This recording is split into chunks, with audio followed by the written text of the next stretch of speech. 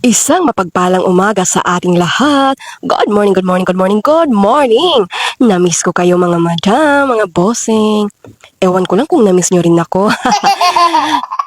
So, ngayon lang ulit ako nakapag-vlog dito na sa isa kong account. Sa bago kong account. Kasi ang Ans Vlog Masbate, break na kami. Di ko na kasi siya mabuksan. Iwan ko ba't ayaw na niyo sa akin. Huhu. Kaya gumawa na lang ako ng bago. Robilyn Rochelda. Sa mga hindi pa dyan nakapag-follow, please naman, Beck and Matt, follow na dyan. Thank you and God bless. So, ito na nga ang ganap namin ngayon ni Happy Loves. Nagpapawis muna ang mga bida-bida para healthy. Kasi kung healthy, di laging happy. Haha. Nakailang ikot na din kami dito sa social.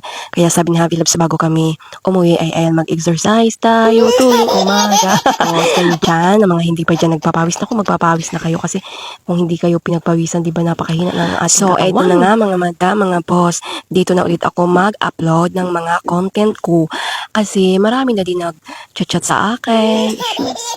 Madami na din nagsasabi sa akin na na-miss daw nila yung mga content namin ni Happy Loves.